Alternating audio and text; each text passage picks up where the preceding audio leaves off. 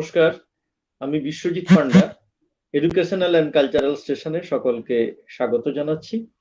আজকে আমাদের সঙ্গে আছেন কবি মৃদুল দাশগুপ্ত। মৃদুল দা, আপনাকেও আমাদের এই শোয়ে সাদর আমন্ত্রণ জানাচ্ছি, স্বাগত জানাচ্ছি আপনাকে। কবি মৃদুল দাশগুপ্ত 5 দশকেরও বেশি, প্রায় অর্ধ শতাব্দীরও বেশি সময় ধরে কবিতা চর্চা করছেন। পরিচিত নাম বাংলা কবিতার জগতে। মৃদুলদার পরিচয়ের আজকের এই অনুষ্ঠান আমরা শুরু করব মৃদুলদার একটা কবিতা দিয়ে। মৃদুলদা তার একাধিক কবিতায় তার নিজের নাম এবং পরিচয় দিয়েছেন, সেটা আমি শুনবো। আগে কবিতার প্রসঙ্গটা বলি। আমি বাখরগঞ্জ গৈলা গ্রামের, আমার পূর্বপুরুষ স্বপ্নাদেশে লিখেছিলেন মনসা মঙ্গল। গরল আমি ডরাই না হে, বিষে আমি ভয় পাই না। আমি মৃদুল দাশগুপ্ত, আমি আরব গেরিলাদের সমর্থন করি। এটা জলপাইকাঠের এসরাজ কাব্যগ্রন্থ, প্রথম যে কাব্যগ্রন্থ প্রকাশিত হয়। একেবারে ছোটবেলার লেখা। একদম ছোটবেলার লেখা। এবং আরো পরে পরে এই কবিতার নাম মুক্ত মানুষের পদ্য, পরে তিনি লেখেন, সেখানেও মৃদুল্লার প্রসঙ্গ আছে আরো অন্যান্য কবিতার থেকে।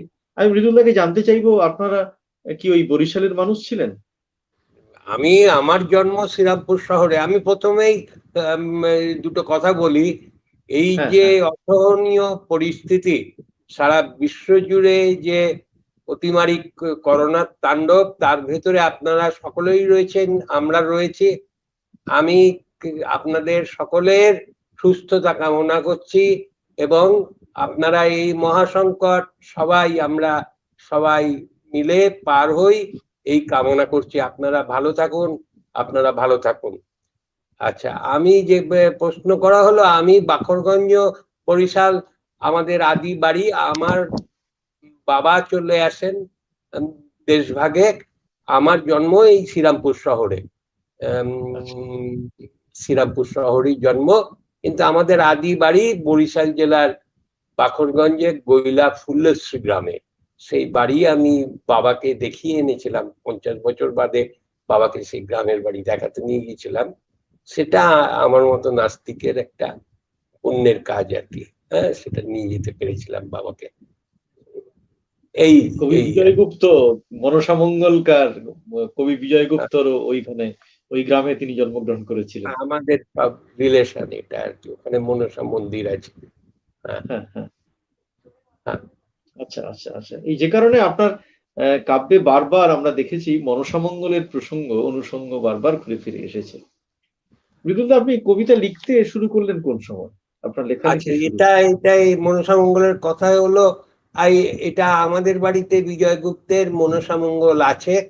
এই ছোটবেলায় অরিজিনাল পুঁথি। হ্যাঁ, অরিজিনাল পুঁথি আছে? পুঁথি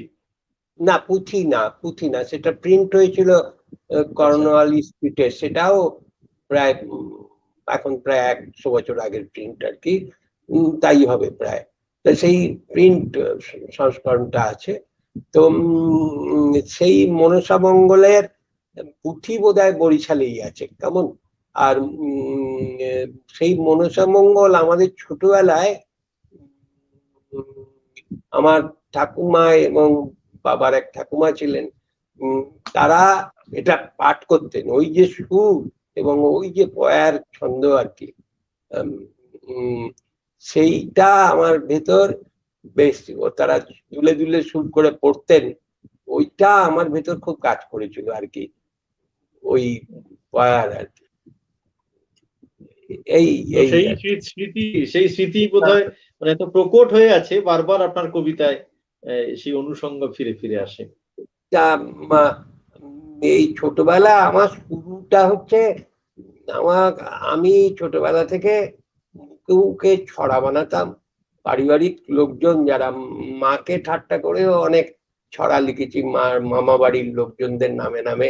এই ছড়া মুখে বানাতাম, ছড়াও লিখতাম। আমার বাবা কলকাতার জীবন বীমা অফিসে কাজ করতেন, ওই সেন্ট্রাল এভিনিউ, ওর পাশেই আনন্দবাজারের অফিস এবং যুগান্তর পত্রিকার সিটি অফিস ছিল। তাই আমার ছড়া আমি বাবাকে বলতাম, ওই ছোটদের পাত্তারি যুগান্তর থেকে বের একটা দিনে, বোধহয় মঙ্গলবার, ছোটদের পাত্তারি থাকতো, একটা পাত্তা ছোটদের জন্য।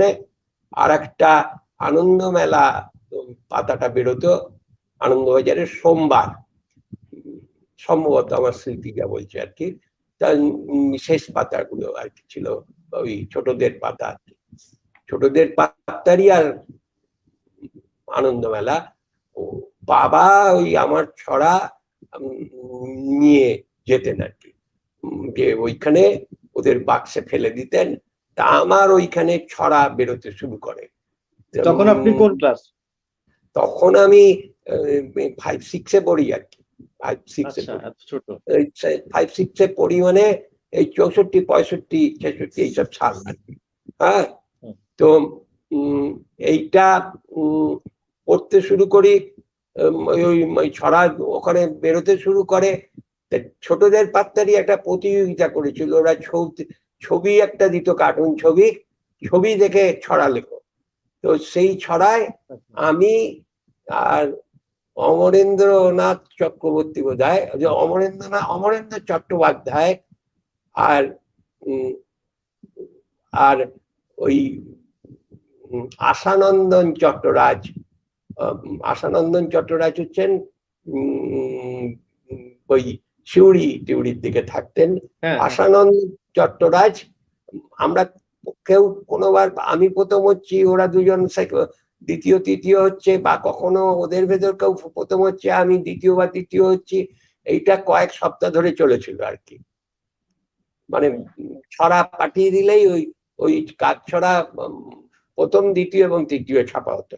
পরবর্তীকালে আমি জেনেছিলাম আশানন্দন চট্টরাজ ওই ওই যে 8 মুঠো চাল ফেলে দে হাড়িতে ঠাকুর জামাই এলো বাড়িতে, এর বাড়িতে ওই গানের লেখক। আরেকজন আছেন রতন কাহার, তিনি ওই বড়লোকের বেটিলো লিখেছেন। যাই হোক, আশানন্দন চট্টরাজকে আমি দেখিনি, কিন্তু রতন কাহারকে দেখেছি, আর অমরেন্দ্র চট্টোপাধ্যায়কে আমি দেখিনি আর কি। হ্যাঁ, আমরা এই 3 জন গিয়ে হতাম ছড়া। কিন্তু আমি সেই সময় খাতায় আমাকে কেউ একজন, আমার বোধহয় এই সময় বলেছেন আর কি, তোমার মনে যা ইচ্ছে লিখবে। আমি সেই সব মনে যা ইচ্ছে লিখতে শুরু করি।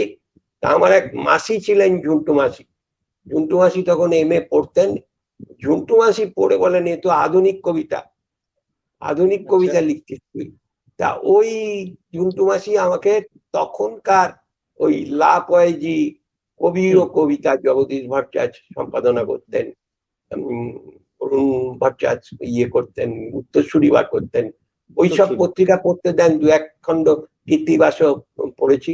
ওইসব কবিতা পড়তে শুরু করতাম। আর আমাদের বাড়িতে সম্ভবত মা তার প্রথম বিবাহ বার্ষিকীতে পেয়েছিলেন।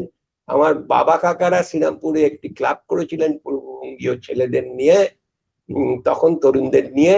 সেই পূর্বাশা সমিতির সঙ্গীরা দিয়েছিল, মানে সব পূর্ববঙ্গের যুবকেরা বোধহয় আমার মাকে প্রথম বিবাহ বার্ষিকীতে দিয়েছিল জীবনানন্দের শ্রেষ্ঠ কবিতা, ইন্দ্র দুগারের প্রচ্ছদ ঝাউ পাতার সেই শ্রেষ্ঠ কবিতা বইখানি। আর আমাদের বাড়িতে অনেকগুলো রবীন্দ্রনাথের গীতাঞ্জলি কপি ছিল, সেগুলো বোধহয় বিয়েতে মা উপহার টুপার পেয়েছিলেন বা এসেছিলেন।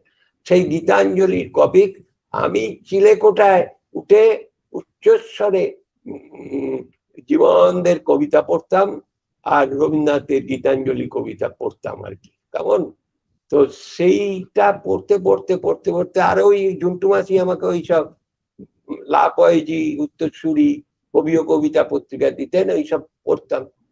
চিলেকোঠায় পড়তে পড়তে পড়তে পড়তে ওরকম উচ্চস্বরে পড়তাম, আর মাকে জিজ্ঞেস করতাম যে করুণ শঙ্খের মতো স্তন মানে কি, মাকে জিজ্ঞেস করতাম।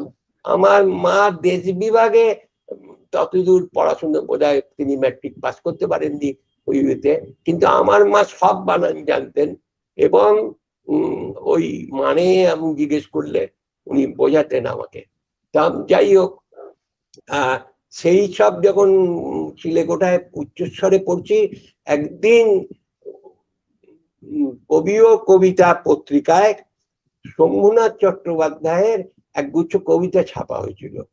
তো শম্ভুনাথ চট্টোপাধ্যায়ের কবিতা ছাপা হয়েছে, সেই একগুচ্ছ সোনালী ফসল সেই সিরিজের নাম ছিল। তো তাতে সেই কবিতা পড়তে পড়তে পড়তে পড়তে আমার উচ্চস্বর খাদে নেমে এলো এবং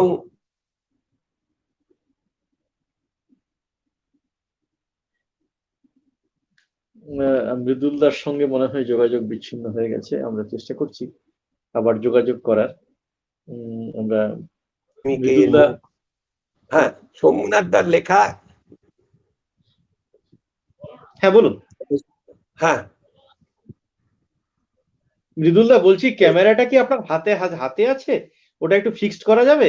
কাঁপছে, মানে যেটা মোবাইল যেটা হাতে আছে, হাতে আছে। ওটা না, ওটা একটু রাখতে পারলে ভালো হতো। বই টই হেলান দিয়ে রাখলে না ভালো হয়, নড়ছে খুব। আচ্ছা দেখছি,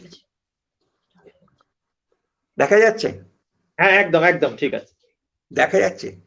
হ্যাঁ ঠিক আছে ঠিক আছে ঠিক আছে।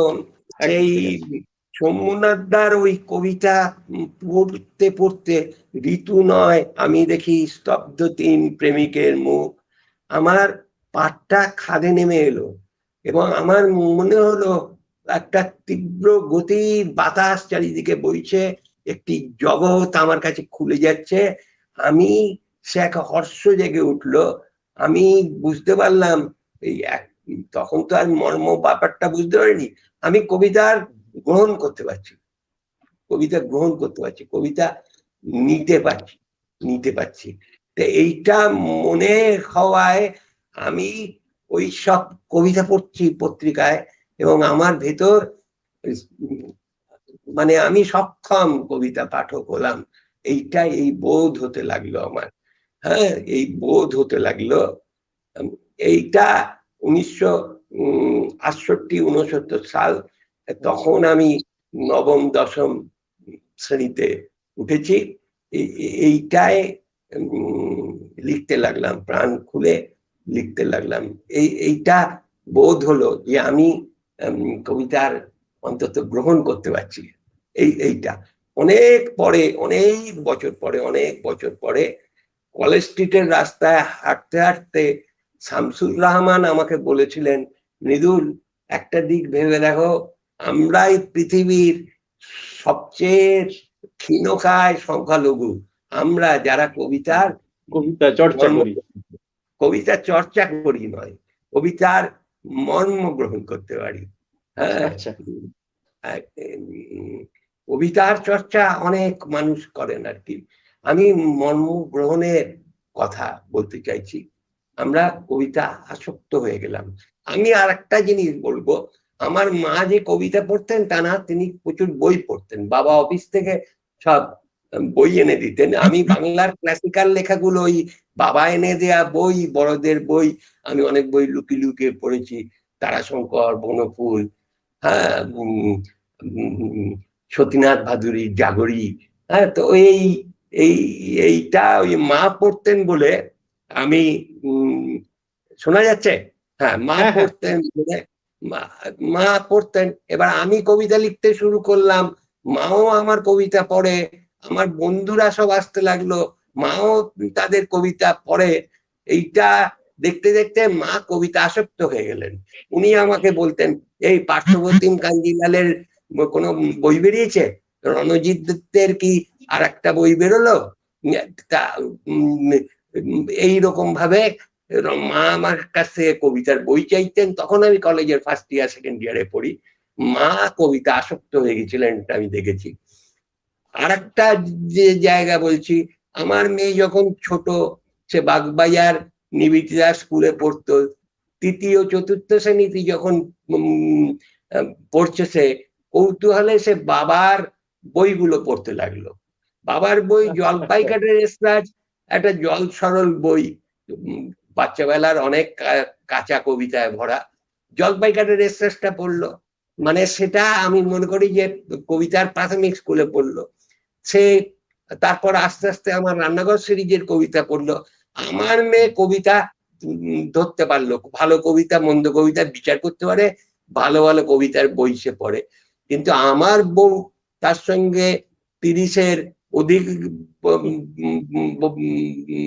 বসবাস করছি, সে আমার কবিতা পড়ে দেখে না। সে বলে তোমার ছড়া আমার ভালো লাগে, কবিতা আমি বুঝি না।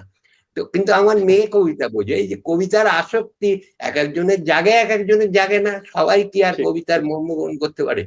এই আমার শুরুটা তো এই বললাম, ওই জুন্টু মাসি আমাকে ওই দিতেন, হ্যাঁ বই দিতেন। আপনার প্রথম এইভাবে কাব্যগ্রন্থ, আপনার প্রথম কাব্যগ্রন্থ জলপাই কাঠের এসরাজ 1980-তে প্রকাশিত। আপনি এক্ষুনি বলেছিলেন যে কিছু কাঁচা কবিতা ইত্যাদি আছে, কিন্তু এই প্রথম অনেক কাঁচা কাব্যগ্রন্থ কবিতা আছে, আছে, কিন্তু এইটা এটা এখনো মানে একাধিক সংস্করণ হয়েছে এবং আপনার কবিতা পাঠকদের কাছে এটা একটা গুরুত্বপূর্ণ বই। এবং এই কাব্যে এত কবিতার এত প্যাটার্ন আছে। এবং আরেকটা জিনিস এখানে বলা দরকার, কবি মৃদুল দাশগুপ্ত যে প্রথম থেকে একজন রাজনীতি সচেতন কবি, সময় মনস্ক কবি, তার প্রকাশও কিন্তু আমরা এই জলপাই কাঠের এসরাজ কাব্যগ্রন্থের মধ্যে পেয়েছি। আমি এবার যেটা জানতে চাইবো মৃদুলদা, দাশগুপ্ত আমাকে বলেছিলেন তুমি তো অনেক রকম কবিতা লিখেছো, তোমাকে একটা নির্দিষ্ট পথে হাঁটতে হবে, এইটা বলে আমার একটা চিঠি দিয়েছিলেন আর কি। তিনি জলপাই কাঠের এসরাজ পড়ে আমাকে একটা চিঠি দিয়েছিলেন, এইটা আর কি। জলপাই কাঠের এসরাজে একটা জিনিস লক্ষ্য করার, যে বিষয় এবং আঙ্গিক পুরো কাব্যগ্রন্থের মধ্যে এত বৈচিত্র্য, এটা কেন? মানে মনে হচ্ছে যেন যে বিভিন্ন মানুষ কবিতা, মানে বিভিন্ন সময়ে লেখা কবিতা। এটার একটা কি কারণ যে অনেকদিন পরে প্রকাশের কারণে, মানে অনেকগুলো বছর ধরে লেখার পরে বেরোলো বলে? হ্যাঁ, প্রশ্নটা একটু রিপিট করুন। হ্যাঁ কি প্রশ্নটা একবার রিপিট করুন। হ্যাঁ হ্যাঁ হ্যাঁ, আমি যেটা জানতে চাইছি যে জলপাই কাঠের এসরাজ এই কাব্যগ্রন্থের যে এত বৈচিত্র্য, সাধারণভাবে হয় কি আপনার পরবর্তীকালে আমরা দেখব একটা কাব্যগ্রন্থে প্রায় মোটামুটি এক ধরনের কবিতা আছে, আঙ্গিকের দিক থেকে, বিষয়ের দিক থেকে মোটামুটি। কিন্তু এই কাব্যগ্রন্থে দেখা যাচ্ছে যে প্রতিটা অন্তত কি বলবো বহু ভাগে ভাগ করা যাবে কবিতাগুলোকে, এত বৈচিত্র্য। এইটা ব্যাপারটা হচ্ছে জলপাই কাঠের এসরাজ আমার কাছে একটা এমন বই, তার এক একটা সূত্র থেকে আমি আর একটার দিকে যেতে পেরেছি। আর জলপাই কাঠের এসরাজের এক একটা সূত্র থেকে আর একটা দিকে, এগুলো কবিতার প্রকৌশলগত জায়গা আর কি, এগুলো নিয়ে অধিক বলার দরকার নেই। জলপাই কাঠের এসরাজের ভেতর নানা বীজ আছে আর কি, এইটা তার তার লালন পালন পরবর্তী বইগুলোতে আমি করবার চেষ্টা করেছি, এই আর কি। ঠিক, এর পরে বেরোলো এভাবে কাঁদে না 1986, এবং এখানে দেখা যাচ্ছে যে মনে হচ্ছে জলপাই কাঠের এসরাজ যে কবি লিখেছিলেন এটা সে কবির নয়, একেবারে মানে এত সংযত একটা। তার সময়ের জায়গাটাকেও বলতে হবে। জলপাই কাঠের এসরাজ যখন, তখন গণমানুষের মনে নানাবিধ স্বপ্ন ছিল, লাল টুকটুকে স্বপ্ন ছিল। তারপর তো জানেন যে সমাজক্ষেত্রের নানা পরিবর্তন ঘটলো, জরুরি অবস্থা এলো, বা তারপরে যে বামফ্রন্ট বিপুল আশা নিয়ে এলেও একটা স্তব্ধ শীতল ক্ষেত্র তৈরি হয়ে গেল বাংলায়, আর ঢেউ ওঠার কোনো জায়গা রইল না, সেই রকম একটা ব্যাপার। এবং মানুষ সেটা নকশালবাড়ির আন্দোলনের নানা দিক আছে, কিন্তু ব্যর্থতার দিকটাও তো প্রচন্ড, সেটা ধসে পড়া, বিধ্বস্ত হওয়া, অনেক আগুন, অনেক রক্ত, অনেক কান্নার জায়গা। তা সেইখানটায় মানে সেইটার পর গণমানুষের একটা আত্মসমর্পণ ঘটে গেল। আত্মসমর্পণ, এটা আমার মানে ধারণা এবং আমার রাজনৈতিক বোধের কথা বলছি। মানুষ অনেক ভাবতে শুরু করলো, মানুষ থেমে রইল জায়গাটায়। এই আমিও কবিতার জায়গা থেকে জলপাই কাঠের এসরাজের পর অনেক চুপচাপ বসে বসে আমার যেটা মনে হলো যে অনেক সংযত হতে হবে, অনেক ক্ষীর বানিয়ে নিতে হবে দুধটাকে। হ্যাঁ, সেইটাতে আমি ওই রকম ছোট ছোট কবিতা, তারপরে বেড়ে গেল তার ইয়েগুলো, কিন্তু সেইগুলো লিখতে লাগলাম। সেইটাই এভাবে কাঁদে না আর কি, বইটায় আমি নামকরণেও রয়েছে যে এভাবে কাঁদে না আর কি। হ্যাঁ, মানুষ কিন্তু হাঁটু গেড়ে বসে পড়লো, এইটা আমার ধারণা হয়েছিল। এইটা আমি আমি আরেকটা জিনিস ঠিক একই সময়ে ২-৩ বছরের মধ্যে প্রকাশিত হলো গোপনে হিংসার কথা বলি। আমরা একটু আগে হুম কভারটা হুম দেখিয়েছিলাম। এইখান থেকে হ্যাঁ আপনার হ্যাঁ কবিতার একটা মোড় বা একটা বিশেষ বৈশিষ্ট্য, আপনি যে হ্যাঁ। রান্নাঘর সিরিজ চা আপনার বিস্কুট একটা, খাচ্ছি, আপনাদের খাওয়াতে হ্যাঁ, পারছি না। পরে একদিন খেয়ে আসবো। হ্যাঁ তো হ্যাঁ খান। বলছি যে এই যে আপনার রান্নাঘরের কবিতা মানে মৃদুল দাশগুপ্ত হ্যাঁ নামটা উচ্চারিত হওয়ার সঙ্গে সঙ্গে যে কিছু কবিতার কথা হ্যাঁ মনে পড়ে তার মধ্যে একটা হচ্ছে রান্নাঘর সিরিজ।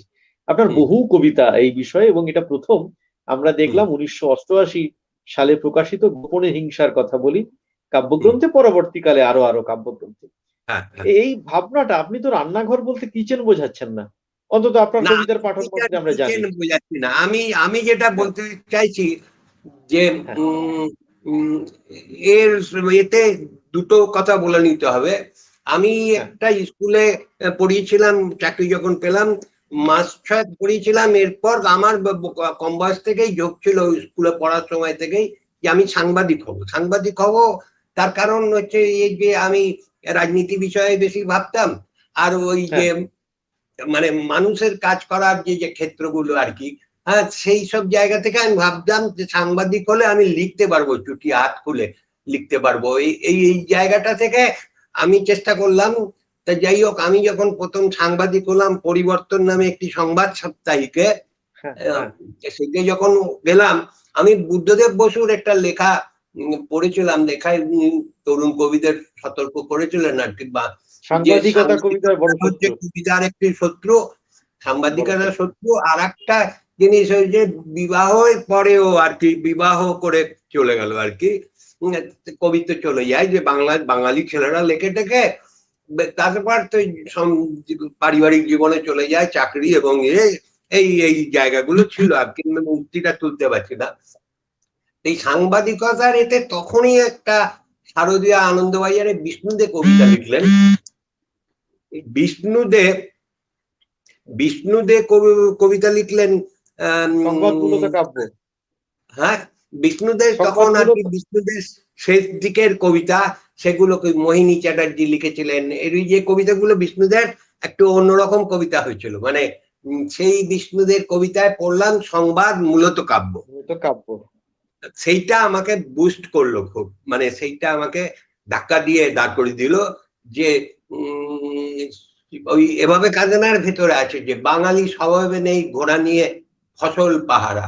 সেটা আমি চম্বলে গিয়ে দেখেছিলাম যে বন্দুকধারী ঘোড়ার পিঠে কৃষকেরা ক্ষেত পাহারা দিচ্ছে। যাই হোক, সেটা বাঙালি স্বভাবে নেই, এরকম আর কি। তাই সংবাদ থেকেও আমি আহরণ করতে লাগলাম কবিতার পংক্তি আর কি।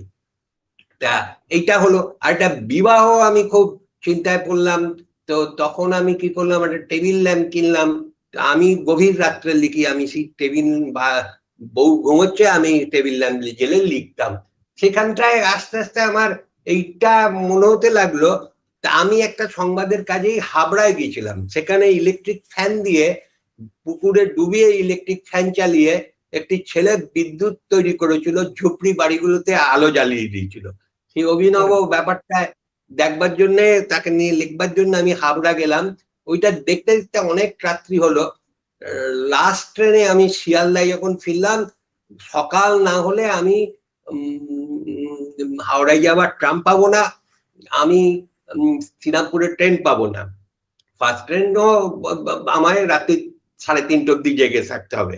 তা সেইটার জন্য আমি শিয়ালদার ফুটপাতে ঘোরাঘুরি করছিলাম। তা আমি সেইখানে দেখলাম 3টে ইট পেতে একটি পরিবার, স্বামী স্ত্রী এবং তাদের বাচ্চারা, মানে সেই আগুন জ্বলছে আর কি, গভীর উৎসাহে বাচ্চাগুলি চোখ জল জল করছে যে ভাত ফুটছে, তারা খাবে। আমি সেটা দাঁড়িয়ে দেখতে লাগলাম এবং সিগারেট খেতে লাগলাম। লোকটিও আমার দিকে দেখলো, তার বউটিও আমার দিকে তাকালো। তারা একটা কাঠের বাক্স ঠেলে দিয়ে আমাকে বললো, বাবু বসুন। আমি বসলাম সেইখানটায়। আমি ভাবলাম যে এদের সঙ্গে গল্প করেই কাটিয়ে দেবো রাতটা, সকাল হলে হাওড়ার ট্রেন ধরবো শিয়ালদার ফ্ল্যাট বিয়েতে। তো ওই 3টে ইটে উনুন জ্বলছে, ভাত ফুটছে। ও মা, তারপর তারাও সেই ভাত আমাকে একটু খেতে দিয়েছে, তাদের একটি অ্যালুমিনিয়ামের থালায়। আমার গভীর আনন্দ হলো এবং আমার মনে হলো ওই যে 3টে ইট, আগুন জ্বলছে, একটি পরিবার বসে আছে, 2টি শিশু এবং স্বামী স্ত্রী, এটাই হচ্ছে পৃথিবী। পৃথিবীর একটি ক্ষুদ্রতম ইউনিট হচ্ছে এইটা। এবং তন্মুহূর্তে আমার মনে হতে লাগলো গোটা পৃথিবীতেই রান্না হচ্ছে এবং সমস্ত কিছুই আসলে রান্না হচ্ছে। এই যে কবিতা লিখছি, এই যে ঘুরে বেড়াচ্ছি, সবই একটি রন্ধন প্রক্রিয়া।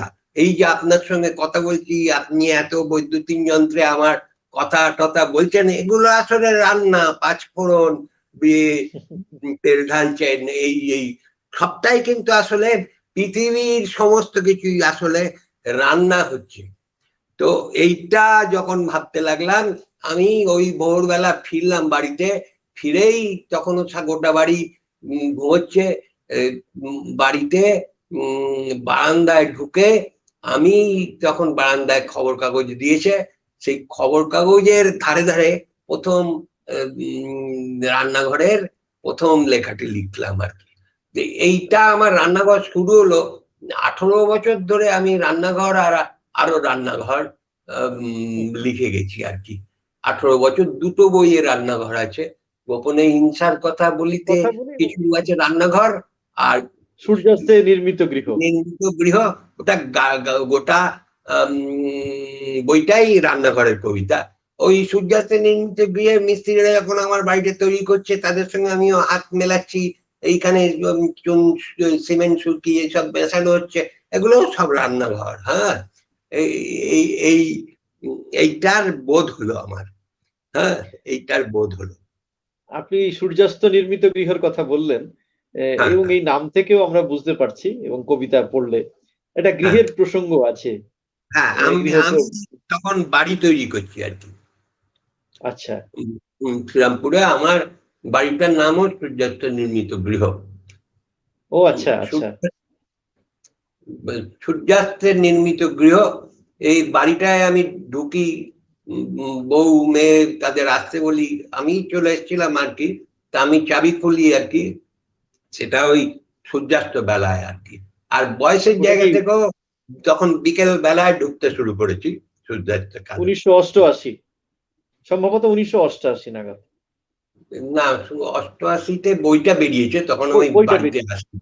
বইটা বেরিয়েছে 1988। আমি বেরিয়েছি তারপরে আমার অনেক বছর ধরে একটু একটু করে বাড়ি তৈরি হয়েছে। হ্যাঁ, আচ্ছা আচ্ছা আচ্ছা। বইটা বেরিয়েছে, বাড়িও চলছে, বাড়িটার ভিতটা আরম্ভ করেছি, তখন বইটা বেরিয়েছে, মানে আরম্ভ করেছি। মানে ওই বাড়ির প্রস্তুতি পর্ব আর আপনার এই কাব্যগ্রন্থের কবিতাগুলো একসঙ্গে চলছে।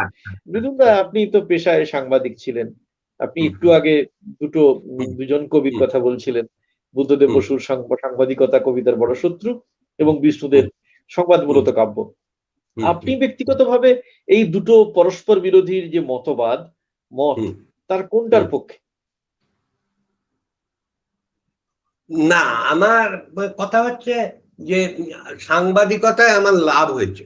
লাভ হয়েছে মানে কবিতার জায়গা থেকে বলছি, কবিতার লেখার জায়গা থেকে আমার লাভ হয়েছে। আমি এত জায়গা ঘুরতে পেরেছি, আমি এত মানুষের সঙ্গে মিশতে পেরেছি, আমি কোনো মনোটোনাস কাজ করিনি, রোজই একই রকম কাজ করে যাইনি, রোজই অভিনব। এবং আমি সারা পৃথিবীর কথা জানতে পেরেছি।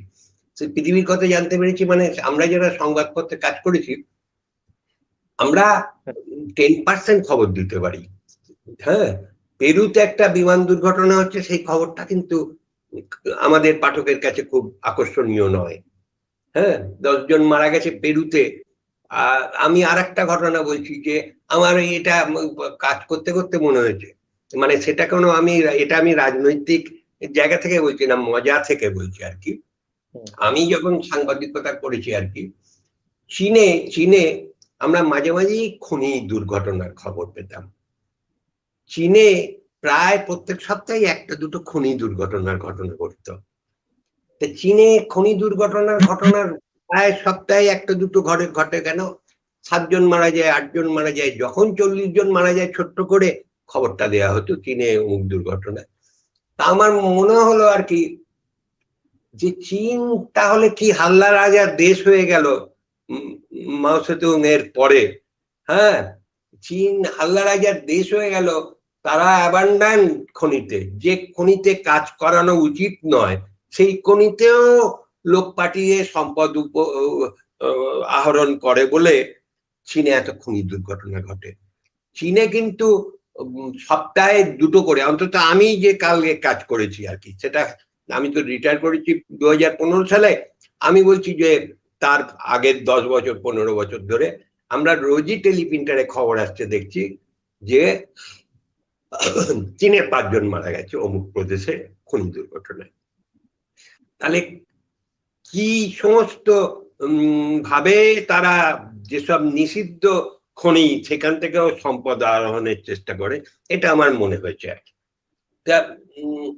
এই আর কি, এই সবই কবিতার কাজে লাগে। ঠিক, মানে অর্থাৎ আপনার পেশা আপনার কবিতাকে সমৃদ্ধ করেছে বলা যায়। আমি কেন আমার কবিতাকে আমি সমৃদ্ধ বলতে যাবো কেন? আমার পেশায় এটা লেগেছে কাজে, কাজে লেগেছে, মানে বিভিন্ন অভিজ্ঞতা সঞ্চয়ের ক্ষেত্রে অন্তত যে অভিজ্ঞতা কবিতা অন্যভাবে এসেছে। এখানে আমার একটা জিনিস জানা, হ্যাঁ বলুন। প্রযুক্তির কারণে সারা বিশ্বই আমাদের চোখের সামনে এসে গেছে, কত রকম বিশ্বের বৈচিত্র্য ইতে দেখা যায়। হ্যাঁ, কিন্তু একটা সময় তো তা ছিল না এই ব্যাপারগুলো। কিন্তু যতটা জানা গেছে যে আকাশের রং গোলাপি হয়ে গেছে কোন দেশে, সেখানে প্রায়ই আকাশ গোলাপি থাকে। হ্যাঁ, তো এই যে বৈচিত্র্য আর কি, এইসব বৈচিত্র্য পৃথিবী জুড়ে রয়েছে আর কি। হ্যাঁ, চতুর্দিকেই কবিতা কণা উঠছে, এটা মনে হয় আর, এবং গোটাটাই রান্নাঘর, এটাও মনে হয়। হ্যাঁ বলুন, আপনার কি প্রশ্ন? মৃদুলদা, আপনি প্রথম 2-3টে কাব্যগ্রন্থ বাদ দিলে পরের যে কবিতার বইগুলো আমরা দেখেছি সেখানে কবিতার আলাদা করে নাম নেই। সাধারণভাবে আমরা দেখি প্রত্যেকটা কবিতার কবির নামকরণ করে চিনিয়ে দেন। এটা বলি এই প্রবণতা কেন? আচ্ছা, এটা বলি, ওই জলপাই কাঠের রিসার্চ বেরিয়ে যাওয়ার পর যে আমি কবিতা লিখতে লাগলাম, তখন থেকেই আমার মনে হতে লাগলো যে সেটা এটা আমার ব্যক্তিগত জায়গা আর কি, আমার নিজের ব্যক্তিগত কবিতা প্রকৌশলের জায়গা। যে আমি এটা মনে করি যে আমি কোনো নির্দিষ্ট বিষয় লিখি না, আমি কোনো নির্দিষ্ট ধারণায় লিখি না, আমি কোনো নির্দিষ্ট ভাবনায় লিখি না, এবং কবিতা থেকে গল্প ফুটিয়ে দেওয়ার সময় বহুকাল আগে থাকতেই এসে গেছে। কাহিনী কাব্যের যুগ নয় এটি। তা আমি এটা জোর করে দিয়েছি, এভাবে কাজে নয়, প্রত্যেকটা কবিতার নাম দেয়া আছে। ইভিন রান্নাঘর সিরিজের লেখাগুলোতেও জোর করে নাম দিয়েছি। মানে আমার ইচ্ছে ছিল না, কিন্তু প্রথা হয় আর সূচিপত্র তৈরি করার কাজে লাগে, আর বন্ধুরাও বলছে, তা আমি নাম দিয়েছি। জলপাই কাঠের এক্সচেঞ্জের পর থেকে আমার কোনো কবিতাই কোনো নির্দিষ্ট বিষয় নয়। তো সেইখানে কবিতার কিছু নাম হতে পারে না আর কি। মানে কবিতা আমার সেই যে লিখন মুহূর্ত কাল, সেই সময় আমাকে হাওয়া বাতাস এবং আমার চারপাশ যেভাবে তারা অবতরণ করেছিল, আমাকে জড়িয়ে ধরেছিল, আমাকে ব্যবহার করেছিল, সেই মুহূর্তের মানে সেই মুহূর্ত থেকে উচ্চারিত টেক্সট কবিতা। সেটা কোনো বিষয়ে দাঁড়িয়ে নেই, এইটাই আমি ওই প্রথম বই সোনার বুদবুদে আমি 1, 2, 3 করে লিখলাম।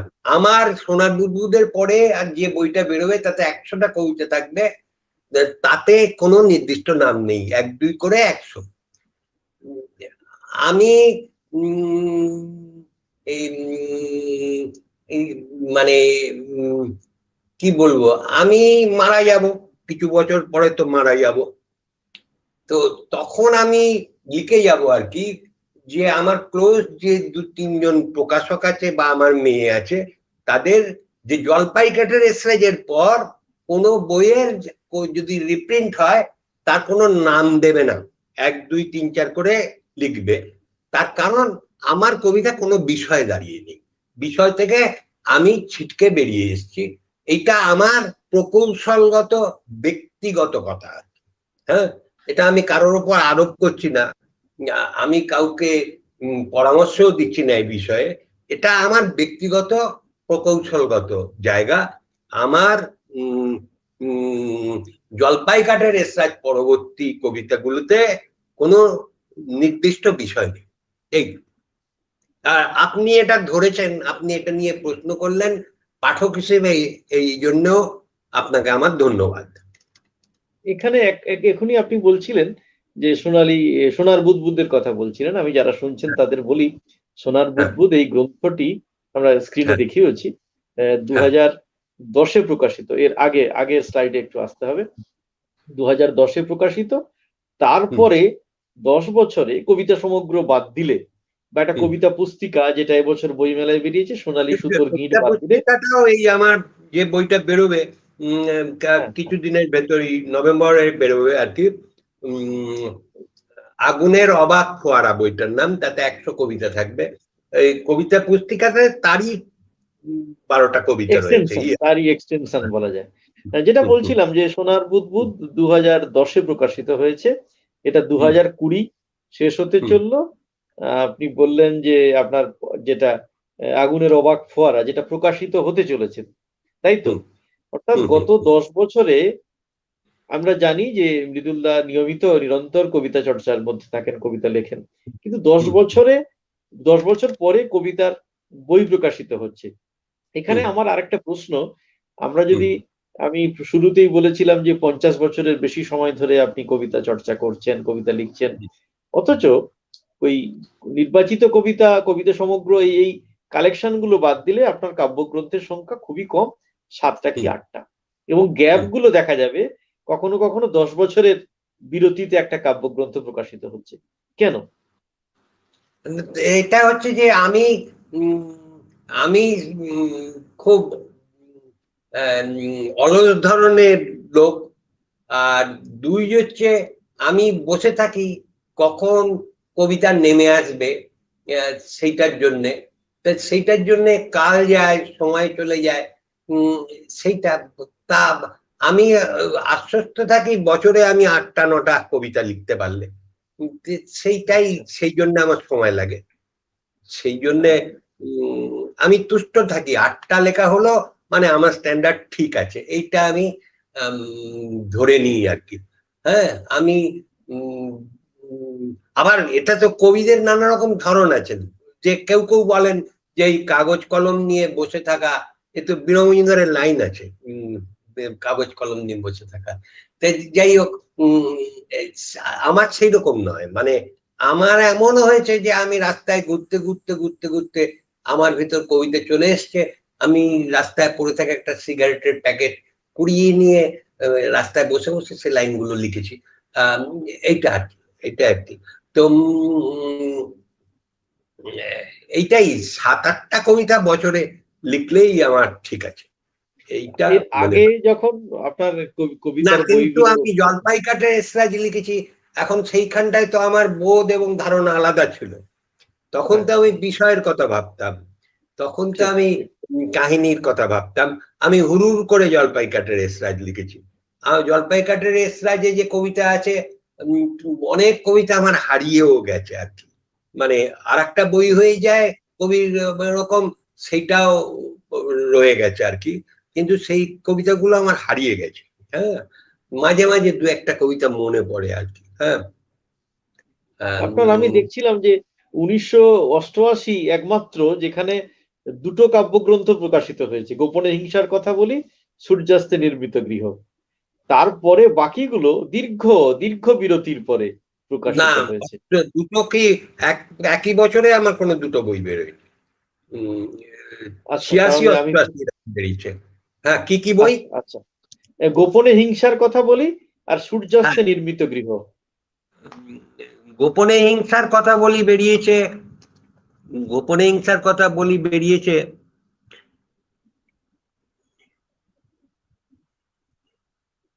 88 মনে হয়। 1395।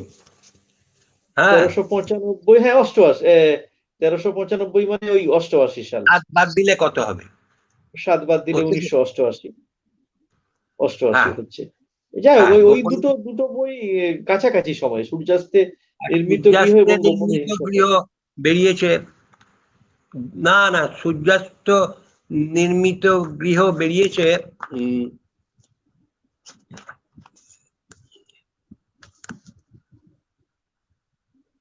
98, 86 আর হ্যাঁ ও 98। আচ্ছা হ্যাঁ, আচ্ছা, 98, 10 বছর পরে।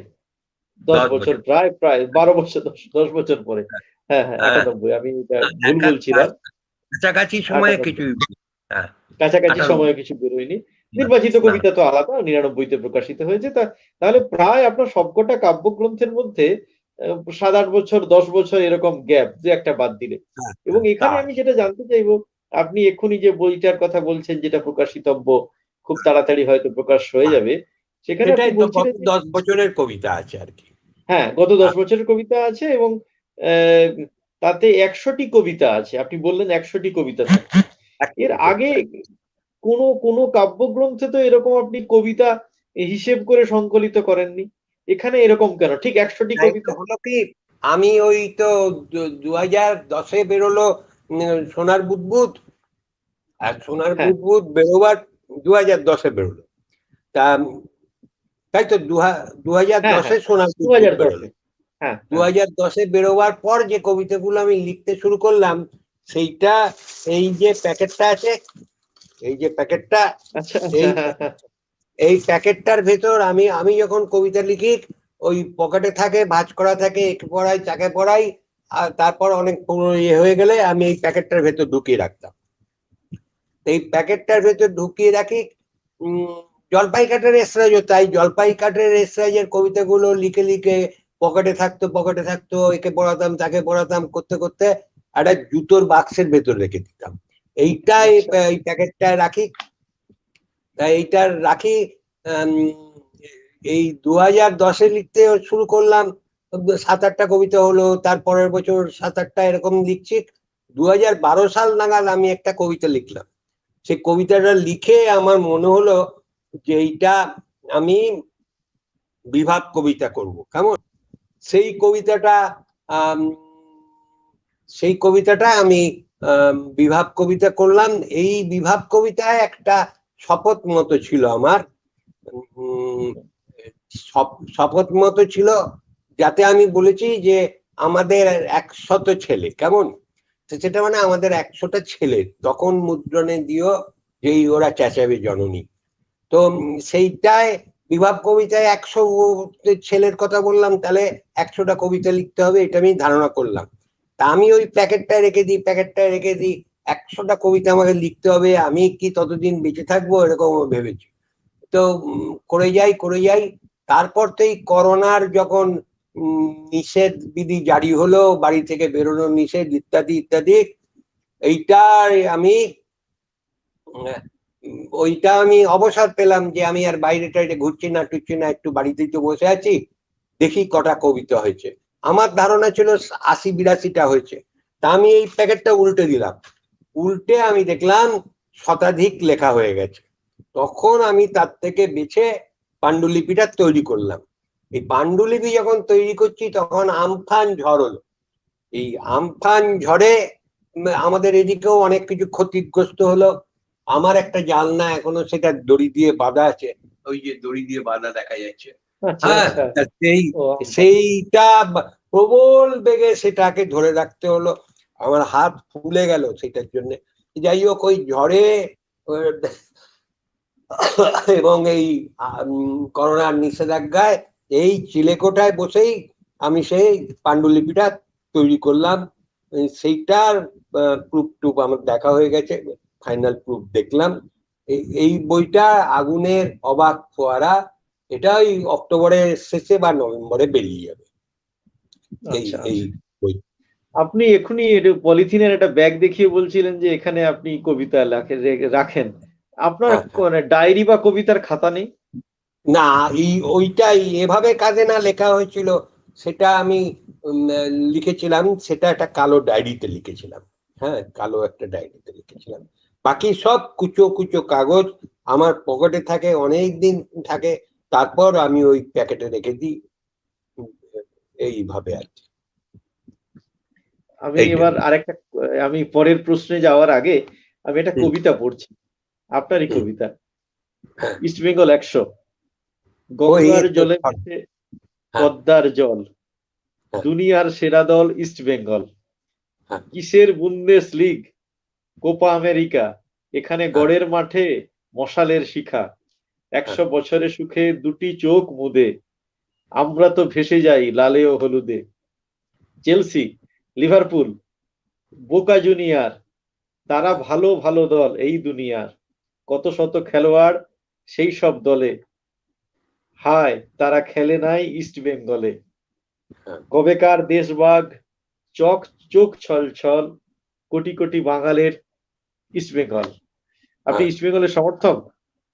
হ্যাঁ, এটা তো আমরা সবাই ইস্ট বেঙ্গলের সমর্থক। হ্যাঁ, তো এটা নিজেকে আপনি বাঙাল বলে কি, এটা ছড়া, হ্যাঁ আমি ছড়াই, আপনি নিজেকে খুব বাঙাল এই ভাবনাটা না, লিখেছেন? আমাদের ছোটবেলায় বাঙাল ঘটির ব্যাপারটা বেশ ছিল, এটা আস্তে আস্তে উবে গেছে আর কি। হ্যাঁ, আমাদের ছোটবেলায় খুব এই বাঙাল বলে ডাকা টাকা হতো, এগুলো ছিল। হ্যাঁ, মৃদুল্লাহ, আপনি যখন নকশালবাড়ি আন্দোলন দেখেছেন, আপনি দেখেছেন জরুরি অবস্থার কথা বলেছিলেন, দেখেছেন আরেকটা গুরুত্বপূর্ণ ঘটনা, যে বাংলাদেশের জন্ম, মুক্তিযুদ্ধ, এই আন্দোলন দেখেছেন, বিশেষ কোনো স্মৃতি পাঠকদের সঙ্গে একটু শেয়ার করবেন? না, এটা ঘটনা হচ্ছে, আমি ঢাকার একটি পত্রিকা আমাদের সব সাক্ষাৎকার নিয়েছিল জীবনের শ্রেষ্ঠ ঘটনা হিসেবে। জীবনের শ্রেষ্ঠ ঘটনা হিসেবে আমি বাংলাদেশের ওই যে 16ই ডিসেম্বর মুক্তি ঘটেছিল সেইটা বলেছিলাম, যে আমাদের এখানে কিরকম জনজোয়ার রাস্তা নেমে গিয়েছিল ওই শীতের দুপুর বেলায়, যে ঢাকায় আত্মসমর্পণ করেছে পাকিস্তানি বাহিনী, সেটা বলেছিলাম। বাংলাদেশের আসলে আমরা তো দেশভাগ দেখিনি, আমরা যারা স্বাধীনতার পরের প্রজন্ম, আমরা দেশভাগ দেখিনি, কিন্তু পূর্ববঙ্গীয় পরিবার হিসেবে দেশভাগের যে জের সেটা আমাদের পরিবারের ওপর পড়েছিল। সেই সময়ের শিশু বয়সের সেই সমস্ত লড়াই দেখা, আমাদের বাড়ির পারিবারিক যারা বড়রা ছিলেন তাদের যে লড়াই, সেটা আমি দেখেছি। দুই হচ্ছে যে আমাদের সময়ে ছাত্র আন্দোলন গুলো আমরা দেখেছি। ছাত্র আন্দোলন, নুরুল যখন গুলি খেলো বারাসাতে, নুরুল ইসলাম, আমরা ক্লাস 7-এর ছেলেরা দল বেঁধে বড় হয়ে গেলাম, আমরা মিছিলে নেমে গেলাম, সেদিনই মনে হলো বড় হয়ে গেছি। তো ওই রকম সব সময় দেখেছি আমরা। যুক্তফ্রন্ট আসা দেখেছি, যুক্তফ্রন্টকে খারিজ করে দেয়া দেখেছি, 70 দশকের ঘটনাবলী দেখেছি, নকশালবাড়ির ঘটনাবলী দেখেছি। আমরা ইতিহাসের বড় বড় বিষয়গুলো দেখেছি। সেটা হচ্ছে স্বাধীনতা দেখেছি বাংলাদেশের, এই যে জায়গাটা, এগুলো আমাদের দেখা। সেইটা থেকে আমরা বামফ্রন্টের আশা দেখেছি, আমরা জরুরি অবস্থা দেখেছি, আমরা সোভিয়েতের ভাঙন দেখেছি। এসব তো বড় বড় ঘটনার সাক্ষী রয়েছি আমরা। তো সেইটায় কৃষকের আন্দোলন দেখেছি, সিঙ্গুর নন্দীগ্রামের ঘটনাবলী দেখেছি, এত বড় বামফ্রন্ট তার পতন দেখেছি। হ্যাঁ, একটি মেয়ে সে উপড়ে ফেলে দিচ্ছে বিশাল এই বৃক্ষকে, হ্যাঁ, বটবৃক্ষকে, সেটাও তো একটা বড় ইতিহাস। হ্যাঁ, সেই ইতিহাস দেখেছি, সেইটা দেখেছি। এইবার আমরা একটা ব্যাধি দেখছি, যেটা বিশ্ব জুড়ে, এবং এরকম ব্যাধি, ওই প্লেগে বহু মানুষ মারা গেছিলেন, সত্যি কথা, কিন্তু প্লেগ এসেছিল ইঁদুর থেকে, থেকে। মানুষের শত্রু, তোমাকে আমি জড়িয়ে ধরতে পারছি না, তুমি আমাকে জড়িয়ে ধরতে পারছো না, এই যে বেদনা এবং স্বাভাবিক আচরণের বিপরীত জায়গাগুলো, সেইটার অভিজ্ঞতা হতো আমরা দেখতে পাচ্ছি, আমরা ইতিহাসের ভেতর দিয়ে চলেছি, এইটা মনে হচ্ছে। ঠিক ঠিক, মানে আপনার তো মনে হবে, কারণ মানে আপনি সময় এবং রাজনীতি সচেতন প্রথম অবধি। আপনি একটু আগে বলেছিলেন সিঙ্গুর নন্দীগ্রামের কথা বলছিলেন, আপনি নাম না করে মমতা বন্দ্যোপাধ্যায়ের কথা বলছিলেন। হ্যাঁ, এ- মমতা তো বন্দ্যোপাধ্যায় ইতিহাসের নেত্রী, এটা ঠিকই ঠিকই, মানতেই হবে। তার ভুল ত্রুটি, তার সমালোচনা যিনিই করুন, তাকে এটা মানতেই হবে যে একটি মেয়ে, সে একার সংগ্রাম লড়াই এসে মানুষকে পাশে পাশে পেয়েছে, কিন্তু সেই জরৎগব বামফ্রন্টকে উপড়ে ফেলে দিতে পেরেছে। ঠিক ঠিক। আপনার আমি এই এক্ষুনি অনেকে উপড়ে ফেলে দিতে পেরেছে। আমাদের সঙ্গে যারা আছেন আজকে শুনছেন, তাদের হ্যাঁ, অনেকেই দেখলাম কমেন্ট লিখছেন যে এই হ্যাঁ, ক্রন্দনরতা জননীর পাশে আপনার ওই কবিতাটির এরা কথা সব বলছেন, স্কুলে যেটা পড়েছে, স্কুলে হ্যাঁ হ্যাঁ পড়েছে। স্কুলে পড়েছেন, তো সেটা বলছিলেন। তো এইটা মোটামুটি কোন আমি একটা সময়ে লেখা, সিগারেট যদি খেতে আপনি কিছু বলেন? কথা বলি। হ্যাঁ হ্যাঁ প্লিজ বলুন, খান খান। ঠিক ঠিক ঠিক। হ্যাঁ হ্যাঁ।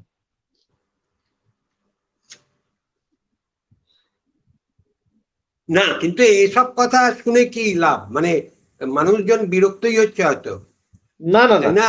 কিছু এই এই এই আমাদের এখানে এরকম নিয়মিতই তো হয়, মানে খুব হ্যাঁ, বিরক্ত নয়, মানে সকলে এটা আপনাদের মানে তার কবির কথা শুনতে আসে, প্রিয় কবিতার উৎসর কথা শুনতে আসে, প্রিয় কাব্যগ্রন্থ কোন প্রেক্ষাপটে লেখা সেটা কবির মুখ থেকে শুনতে আসে। আমরা আপনার কবিতাও শুনবো, আপনি গল্প লিখেছেন সেখানেও যাব। তো আমরা এখন জানতে চাইছি এই ক্রন্দনরতা জননীর পাশে এই কবিতাটি, এই হ্যাঁ, কবিতাটি কোন সময়ে লেখা, এই এই কবিতাটি ওই সময়টা? ওই সময়ই লেখা, ওই ওই সময়ই। এই যে আহ, এইটা উম, দিলীপ সিং ধান, নর্থ বেঙ্গলের ছেলে বার করেছিল, এই যে বইটা, হ্যাঁ হ্যাঁ হ্যাঁ, ধান এইটা ক্ষেত থেকে এটা বোধহয় বেরিয়েছিল। এইটা বেরিয়েছিল 2007। 2007-এ, 2007-এ, ধান 2007-এর ক্ষেত থেকে। জানুয়ারিতে বেরিয়েছিল। মানে তখন 2006 সবে ছয় আপনার লেখা ধরা যাক, 2005-06 ওই সময়টা লেখা, 2006-এ লেখা। হ্যাঁ, ছয় লেখা কবিতা। হ্যাঁ, এই সময় লেখা। আমি এবার আরেকটা জিনিস জানতে চাইবো যে হ্যাঁ, আপনি বলছিলেন যে জরুরি অবস্থার কথা বলছিলেন, জরুরি অবস্থার সময় আমরা জানি কি কি ঘটেছিল, তার মধ্যে একটি ঘটনা আমি যতদূর জানি যে কলকাতা পত্রিকার সম্পাদক জ্যোতির্ময় দত্ত, মানে কবি বুদ্ধদেব বসুর জামাই, হ্যাঁ, তার হ্যাঁ। সঙ্গে আপনার একটা ভালো সম্পর্ক ছিল, আপনাদের একটা সখ্য ছিল।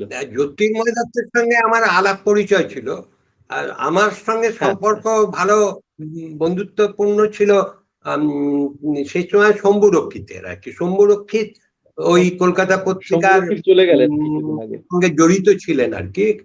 তা শম্ভু রক্ষিতের মাধ্যমে আমরা ওই কলকাতা পত্রিকা এখানে এসেছিল, অনেকগুলো কপি বিলি করার কাজ আমার ছিল। আমরা বিলি করেছিলাম, আমরা জনে জনে সেটা দিয়েছিলাম, এইসব হয়েছিল। তার শম্ভু জ্যোতির্ময় দত্ত তো জেলে চলে গেলেন, অ্যারেস্ট হলেন। শম্ভু লুকিয়েছিলেন। শম্ভুর একবার জ্যোতির্ময় দত্ত পুলিশের থেকে পালাতে গিয়ে ব্যারাকপুরে উনি একটি খালি কুটিতে আশ্রয় নিয়েছিলেন গোয়ালাদের এতে। তা শম্ভু রক্ষিত আমাকে এসে বলল যে ওই জ্যোতিদা পা ভেঙে পড়ে আছেন, ওকে একটা নিরাপদ জায়গায় পৌঁছে দিতে হবে।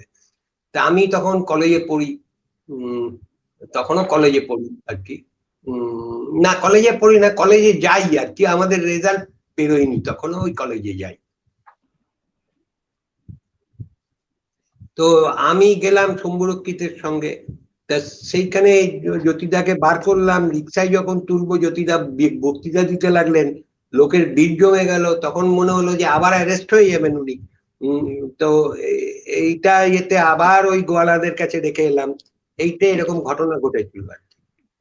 হ্যাঁ, আমি ভেবেছিলাম ওকে চাপাডাঙ্গা বিশ্বনাথ গড়াইয়ের ওখানে দিয়ে আসবো নিরাপদ আশ্রয়, কিন্তু সেটা যায়নি। জ্যোতি দত্ত অ্যারেস্ট হয়ে গেলেন এরপর কলকাতায় ফিরে। শম্ভু তার কিছু পরে অ্যারেস্ট হলেন, শম্ভুদাও হ্যাঁ অ্যারেস্ট হলেন। শম্ভু রক্ষিত এই কিছুদিন আগে এই চলে গেলেন। এই অবস্থা ঘটে। লকডাউন পর্বেই এখানে উল্লেখ করা দরকার, লকডাউন পর্বেই শম্ভুদা আমাদের মারা গেছেন আর কি, খুবই মারা গেছেন, দুঃখের চলে ব্যাপার। গেছেন। শম্ভুদা তার গ্রামে এবং মারা গেছেন। এবং এবং নিশ্চয়ই এরকম একটা সময়ে শম্ভুদার ওখানে আপনি যেতেও পারেননি। যেতেও পারিনি, এইগুলো সব হয়েছে, তো যেতে পারিনি। আমার বোনের হাজবেন্ড, সে কোন্নগরে থাকে, তার হৃৎপিণ্ডে অস্ত্রোপচার হয়েছে, আমি তাকে দেখতে যেতে পারিনি।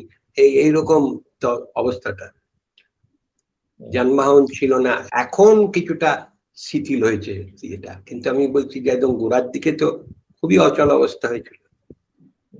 আচ্ছা, এই যে সময়, এটা তো একটা বিরাট যন্ত্রণার ব্যাপার যে প্রিয়জন মারা গেলেও যেতে পারছে এটাও না। একটা আমাদের তো অভিজ্ঞতা, সেটাও আমরা দেখলাম সেই একটা রোগ যেটা সারা পৃথিবী ব্যাপী এবং যেটা ভয়াল, যে রোগে মানুষ মানুষের শত্রু, এমন মহারোগ কখনো পৃথিবীর ইতিহাসে নেই।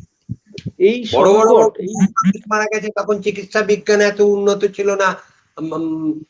সে তো প্লেগের সময় নিবেদিতা কলকাতায় সেবামূলক কত কাজ করেছেন। হ্যাঁ, প্লেগ হলেও অন্য যে কোনো ক্যান্সার আক্রান্ত কোনো রুগী আমি তাকে দেখতে যেতে পারি, করোনা আক্রান্ত রুগীর পাশে গিয়ে দাঁড়াতে পারি না।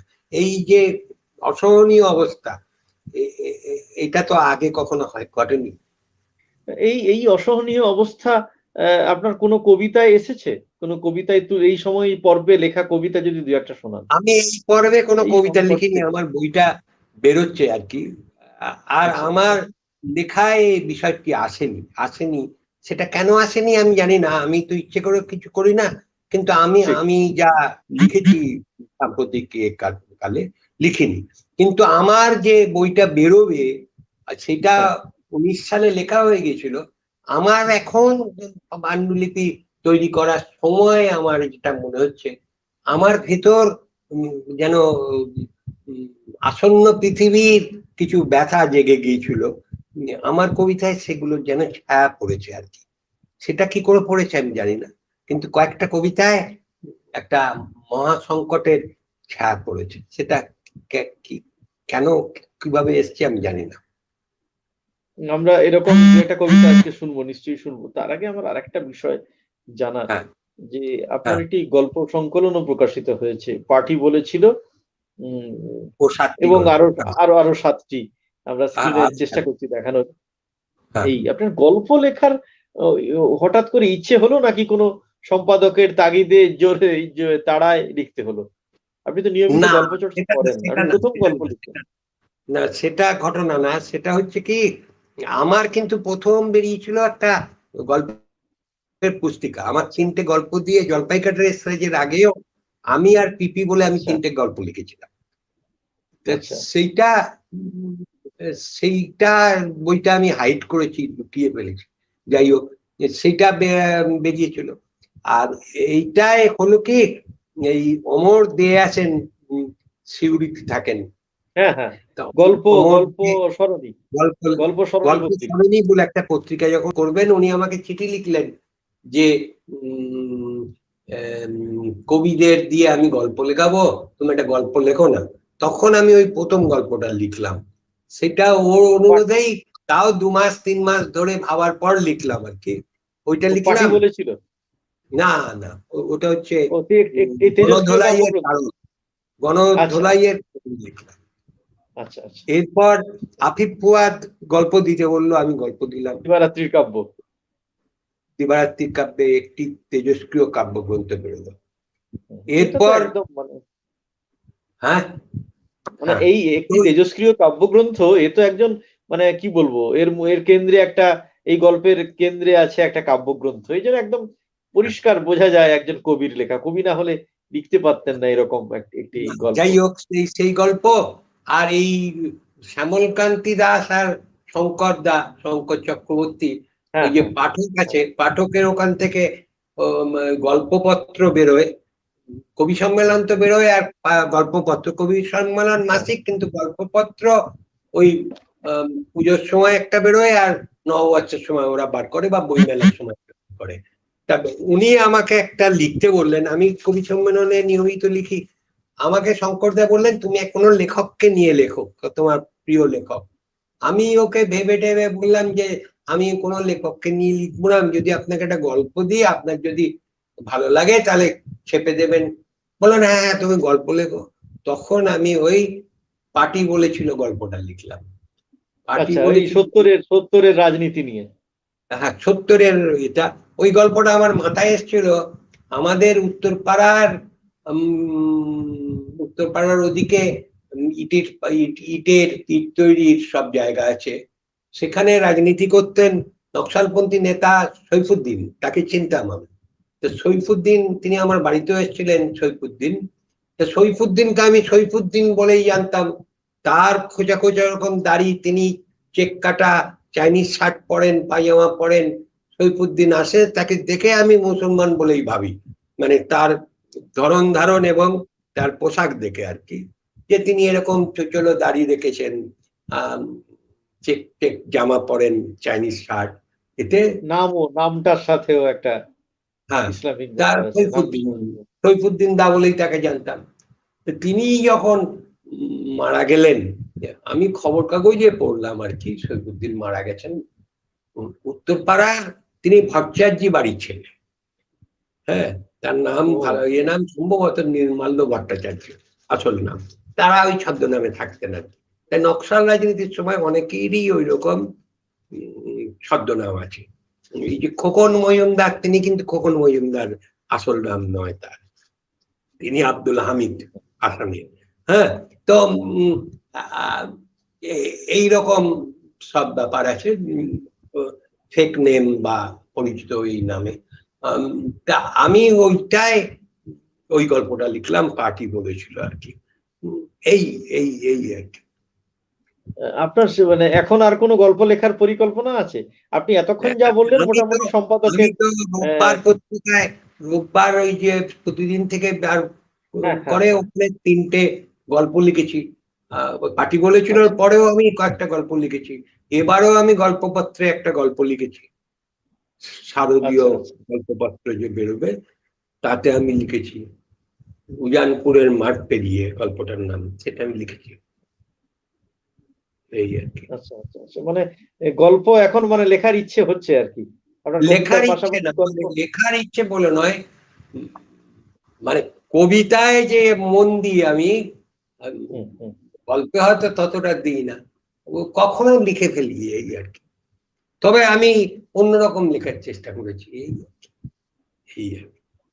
হ্যাঁ, সেটা আপনার গল্পগুলো পড়লেই বোঝা যায়। এবং এখানে আরেকটি কথাও বলে দেওয়া ভালো, উল্লেখ করি, আমি একটু স্ক্রিনটা দেখাতে বলবো, স্টুডিওতে আছে আপনার গদ্যের বইগুলো, গল্পগ্রন্থ ছাড়াও আপনার কয়েকটা গদ্যের বই আছে।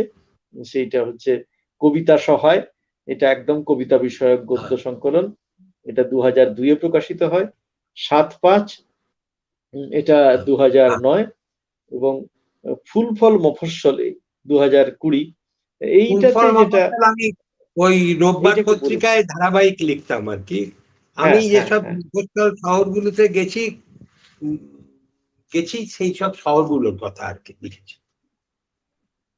সেই মানুষদের, মানে বিভিন্ন রকম মানুষের এখানে ভিড় দেখা যায়, এটা দেখা যায় এবং জায়গা আর কি, সেই জায়গার ইতিহাস বা সেই জায়গার গল্প, স্টোরি, সেই জায়গার এই লিখেছি আর কি।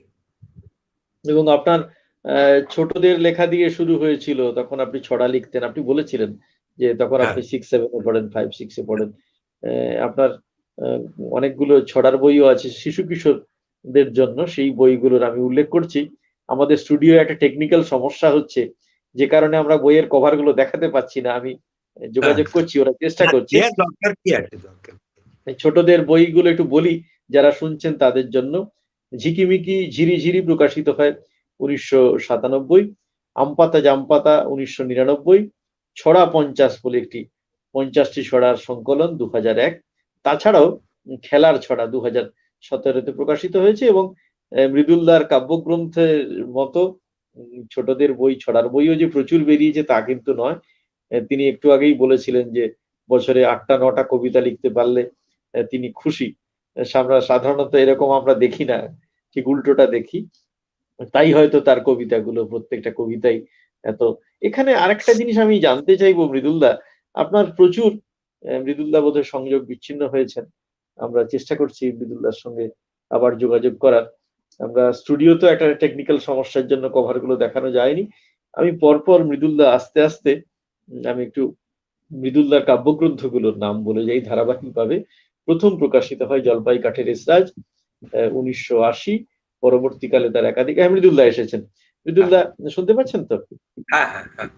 হ্যাঁ মৃদুলদা, আমি যেটা জানতে চাইছিলাম যে আপনার তো কবিতার আয়তন প্রথম থেকেই ছোট, এই নিয়ে আপনি তার কারণটাও বলেছিলেন যে ধীরে ধীরে জলপাই কাঠের এসরাজের পরে ছোট হয়ে এসেছে। কিন্তু ছোট হতে হতে আপনার এরকম বহু কবিতা আছে যেটা এক লাইনের, দু লাইনে, হ্যাঁ, একদম প্রবাদের মতো। এই হ্যাঁ, প্রবণতাটা মোটামুটি কোন সময় থেকে হলো? এক লাইন, দু লাইন, একদম প্রবাদ, হ্যাঁ, মানে একদম সারাত হ্যাঁ। সাত উঠে আছে। এটা আমি বলেছি তো, আমি এভাবে কাজে না থেকেই আমার মনে হতে লাগলো যে উম, দুধ নয় ক্ষীরটুকু দিলেই হবে আর কি। আমি সংযমের রাস্তায় হেঁটেছি, খুব আচ্ছা, তো কমিয়ে সেখান আনার থেকে রাস্তায় একদম লাইন লাইন উঠে আসছে, একেবারে লাইন, মানে এক একটা লাইনে কবিতাকে আপনি তুলে ধরছেন, ধরার চেষ্টা করছেন। মৃদুল্লাহ, এবার আপনার দু একটা কবিতা শুনবো, আচ্ছা, ওই প্রকাশিত যে আমি গ্রন্থের হলে ভালো হয়।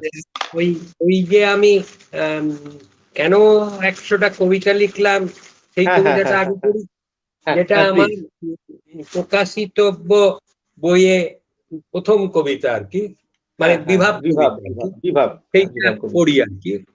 হ্যাঁ কোনো কবিতারই কোনো নাম নেই, আর এটা তো বিভাব কবিতা।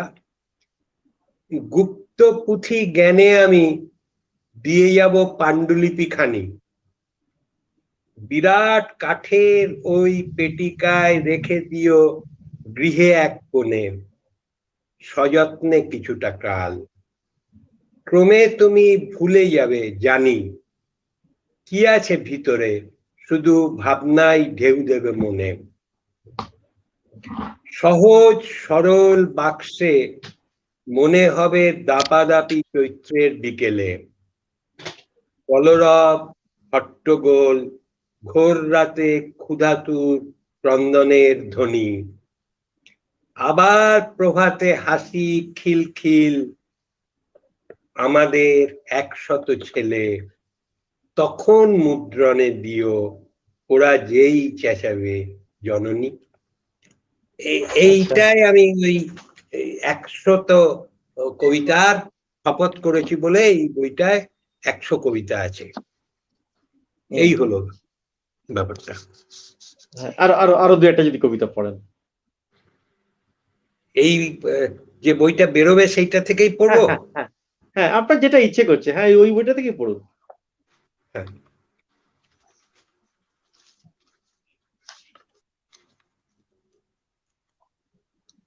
এই কোনো নাম নেই। হ্যাঁ, হুম, হুম। আমি ও কবিতা খানি মুখোমুখি বসে আছি, আমাদের উভয়ের কথোপকথন কালে ভাবে রাত্রি থাকি থাকি, মদিরার ঢেউ দেয় বঙ্গোপসাগর, থামে চন্দ্র তারা দল, নাটকীয় কত কিছু ঘটে যায় গগনে গগনে, আবছা বাতাস এসে আমাদের টেনে নেয়, বিনা ঝড়ে পড়ে এই ঘর,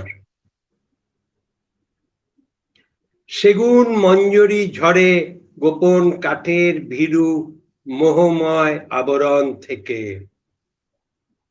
উল্কার আলো লেগে সচকিত লোহা যেন জলে, শীতের কুয়াশা দেয় আমাদের ধীরে ধীরে নীল রঙে ঢেকে, এ কবিতা মৃদুলের প্রভাতে গুঞ্জনরত শিশুগণ বলে। এইটাও নিজের নাম ব্যবহার করেছি, সেই জন্য এটা বললাম আর কি। এই আচ্ছা, শেষ লাইন, এ কবিতা মৃদুলের প্রভাতে গুঞ্জনরত শিশুগণ বলে, এই কবিতা। মৃদুল দা, আরো একটা কবিতা শুনবো আপনার, আরো একটা আচ্ছা, দুটো কবিতা আরেকটা শুনবো। আমি ওই এই যে বিপদকাল আসছে আর কি, হ্যাঁ হ্যাঁ, সেইটা আমি ওই অক্টোবর নভেম্বরে লিখে ফেলেছিলাম। হ্যাঁ, হুম হুম, সেই সেই রকম একটা কবিতা পড়ি। হ্যাঁ, হ্যাঁ পড়ুন।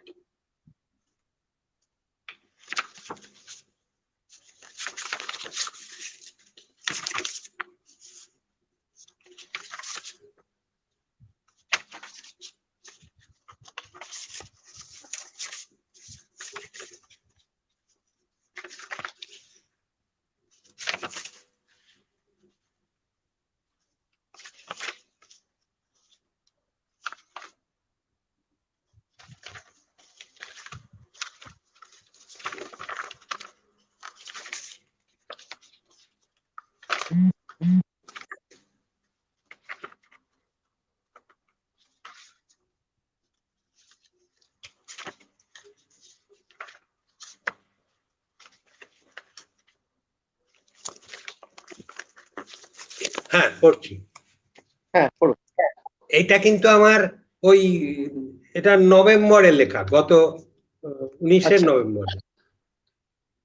সহসা বিপদ কাল কাছে চলে এলো বলে বাতাসের গায়ে অনেক আঁচড় লেগে অতিশয় দ্রুত বেগে কি ভয় ছড়িয়ে দিল মনে মনে মগজে মাথায়। পালালো পর্বতমালা অভয় অরণ্যগুলি মরু, মুখ ঢাকা বুক চাপা লিকলিকে ফিনফিনে সরু, রোদ নামে হাওয়া বয় সে কি ভয় সে কি ভয়। তা দেখে স্তম্ভিত হয়ে গেল চন্দ্র সূর্য ক্ষয়ে, গলিত হবার ভয়ে স্বয়ং পৃথিবী দিল নাম লিখে জামার হাতায়। এই কবিতা। আমরা যারা সঙ্গে আছেন আজকে, তারা যারা কমেন্ট কিছু লিখেছেন, কিছু প্রশ্ন আছে, আমি হ্যাঁ। স্টুডিও রামকৃষ্ণকে বলবো এখন একটু আমরা একটু ওই কমেন্ট গুলো দেখে নিই। সাজিদুল মন্ডল লিখছেন, হ্যাঁ, কবি ক্রন্দনরতা জননীর পাশে কবিতায় যেভাবে সমকালকে তুলে ধরেছিলেন, কিন্তু বর্তমানে কবিরা কি বর্তমানে এমন প্রতিবাদের জায়গা থেকে কি সরে আসছেন? কবির প্রতি আমার জিজ্ঞাসা, বর্তমানে প্রতিবাদী কবিতা কি কমে আসছে? প্রথম কথা হচ্ছে যে আমার এগুলোতে খুব মত নেই যে কবিতা প্রতিবাদী, কবিতা প্রতিবাদমূলক, এরকম কোনো ব্যাপার নেই। কবিতা হচ্ছে উৎসরণ, আমার আত্মার একটি উৎসরণ। হ্যাঁ, আমার আত্মা তাতে চারপাশ মিশছে, তা আসছে, তার একটি উৎসরণ। আমি এই সব যে কবির বামপন্থা বা কবির প্রতিবাদ, কবির বিক্ষোভ, ক্ষোভ, আমি এইগুলো দিয়ে কবিতা লেখার বিশ্বাসী নই, এক নম্বর। দ্বিতীয়ত হচ্ছে যে নানা রকম সমাজ থেকে নানা রকম ক্ষোভ বিক্ষোভের জায়গা তৈরি হয়, হচ্ছেও। বড় বড় যখন ঘটনা হয়, মানুষ আলোড়িত হয়, হচ্ছেও। এবার কে কিভাবে লিখবেন, কিভাবে রিয়াক্ট করবেন, সেটা হচ্ছে তাদের ব্যাপার আর কি। যে প্রতিবাদের কবিতা হচ্ছে কি হচ্ছে না এই বিষয়ে আমার কোনো মতামত নেই। আমি আমার আপন কবিতা লেখার চেষ্টা করছি। আমি একটি মানুষ হিসেবে আমি আমার ভেতরে যে সমস্ত আলোড়নগুলো আসছে, হাওয়া বাতাস আমাকে যে ওই ধাক্কা দিচ্ছে, তাতে আমি লিখছি, এই আর কি। আমরা পরের কমেন্টে যাব। হ্যাঁ, রামকৃষ্ণ,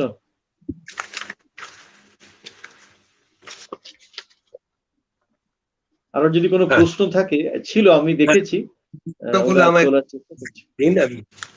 হ্যাঁ, হ্যাঁ, হ্যাঁ।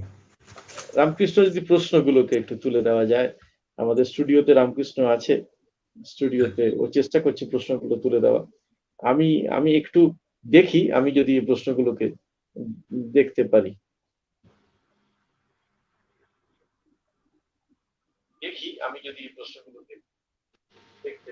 হ্যাঁ, প্রশ্ন দেখতে পাচ্ছি আমি। না, অধিকাংশই প্রশংসা জানিয়েছে আপনার প্রতি।